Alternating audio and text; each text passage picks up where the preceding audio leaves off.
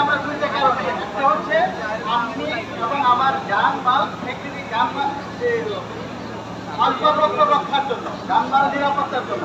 আরেকটা হচ্ছে আমাদের যত রেডিয়েশন অডিট হয়, এই অডিট আমরা সঠিক সময় পরিচালনা করতে পারি।